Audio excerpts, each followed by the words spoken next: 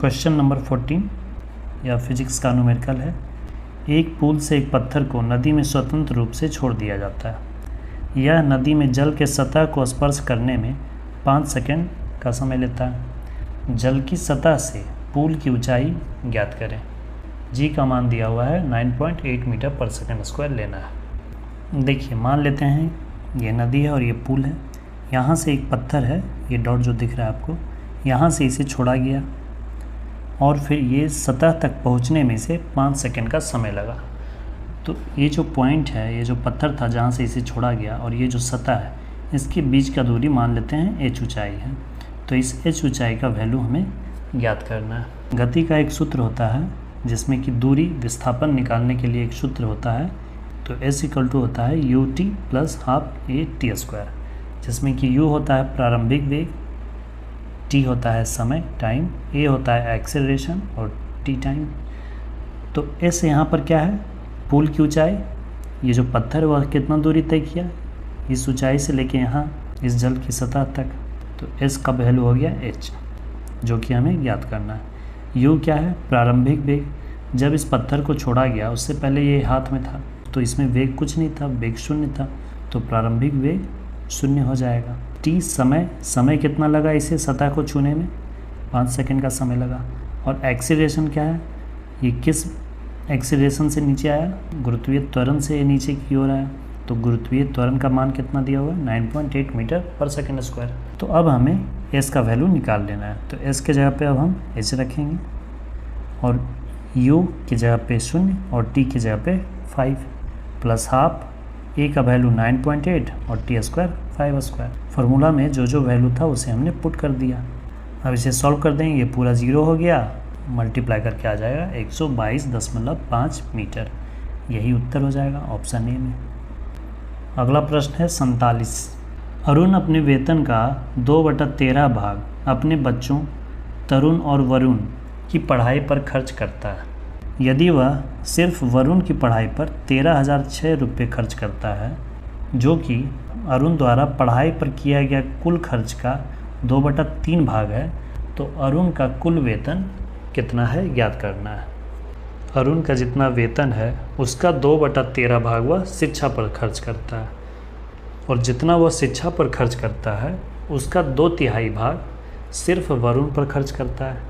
देखिए, बिल्कुल सिंपल है। मान लिए कि अरुण का जो कुल वेतन है वो x रुपये है और पढ़ाई पर वह कितना खर्च करता है, अपने वेतन का 2/13 भाग, तो x × 2/13 हो जाएगा।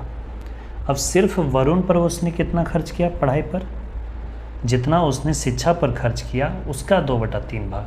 शिक्षा पर कितना खर्च किया है, x × 2/13, तो x × 2/13 का 2/3 गुना 2/3, इतना खर्च किया है वो सिर्फ वरुण पर। और सिर्फ वरुण पर कितना खर्च किया है, 13,006 रुपया। तो ये जो वैल्यू है वो इक्वल हो जाएगा 13,006 के। अब यहाँ से यस का वैल्यू हम निकाल लेंगे। अब इसे कैलकुलेट करने के बाद आ जाएगा 1,26,808 रुपये 50 पैसे। ऑप्शन ए, यही आपका उत्तर हो जाएगा। अगला प्रश्न है 52। बराबर द्रव्यमान के दो पिंडों H और 4H ऊंचाइयों पर रखा जाता है, तो उनकी स्थितिज ऊर्जा का अनुपात क्या होगा। देखिए, मान लेते हैं कि ये दो पिंड है, ये पहला पिंड है m द्रव्यमान का और ये दूसरा पिंड है, इसका भी द्रव्यमान m है, दोनों समान द्रव्यमान के हैं। पहले पिंड को h ऊंचाई पर रखा गया है और दूसरे पिंड को 4H ऊंचाई पर रखा गया है। तो इस पर जो लगने वाली स्थितिज ऊर्जा है उसका अनुपात क्या है वो ज्ञात करना है। तो स्थितिज ऊर्जा का फॉर्मूला होता है mgh, m for mass, g for gravitational acceleration और h फॉर हाइट। तो पोटेंशियल एनर्जी 1, स्थितिज ऊर्जा 1 और स्थितिज ऊर्जा 2। ये 1 हो गया पहला पिंड और ये दूसरा पिंड के लिए 2। तो अब इसका रेशियो निकाल लेंगे, m1gh1, उसी तरह से इधर m2gh2।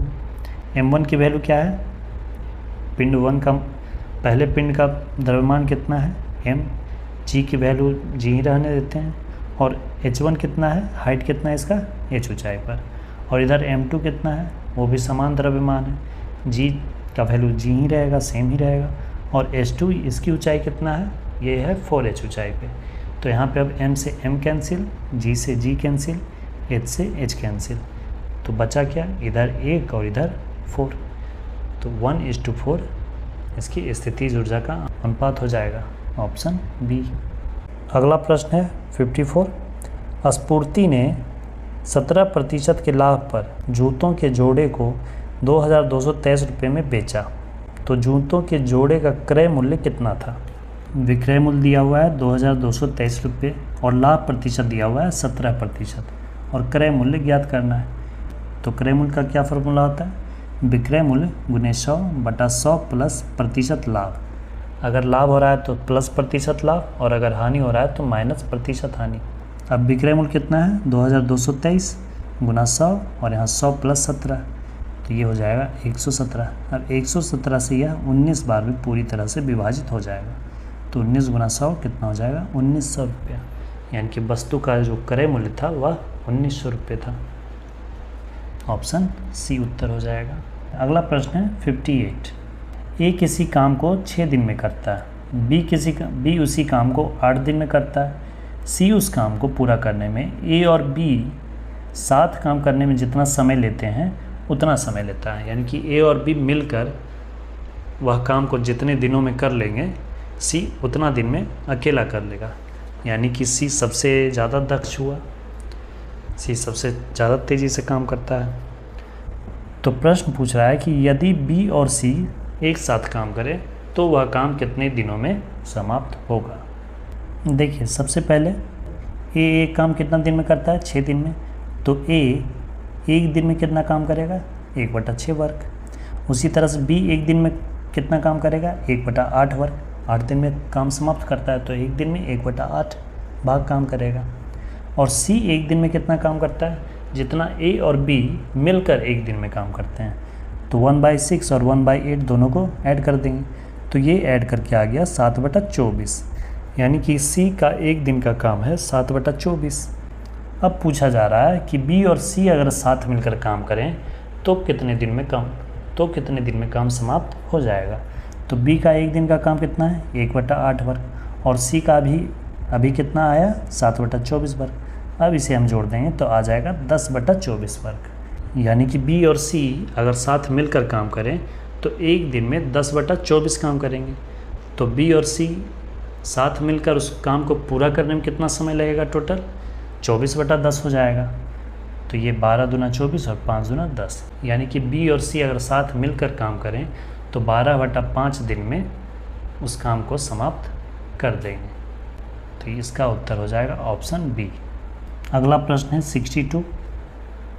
एक व्यक्ति 2000 रुपये की राशि को 9.25% की साधारण वार्षिक ब्याज की दर पर 4 वर्षों के लिए निवेश करता है, उसके द्वारा प्राप्त ब्याज कितना होगा।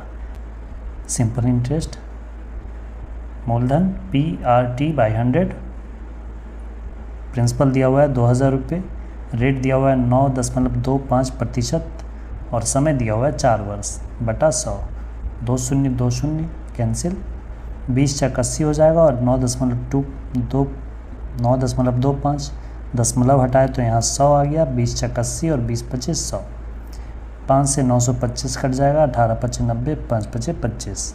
अब गुना 4 करेंगे, 18 × 72, 5 × 20, 72 2 74, 740 रुपये, ऑप्शन सी। अगला प्रश्न है 69।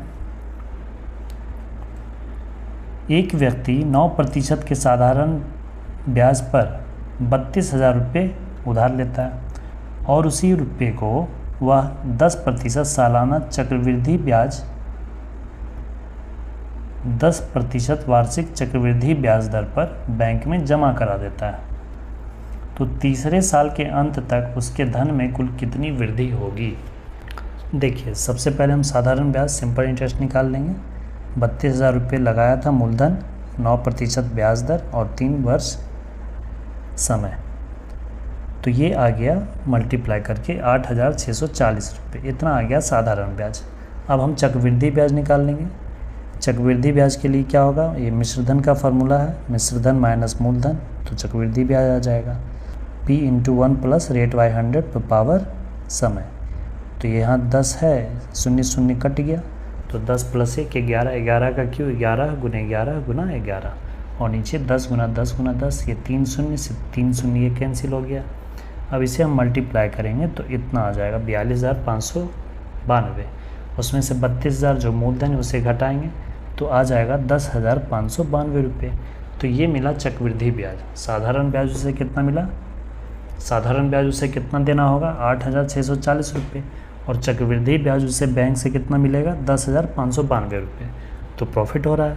तो प्रॉफिट कितना हुआ? धन में वृद्धि कितना हुआ? प्रॉफिट कितना हुआ?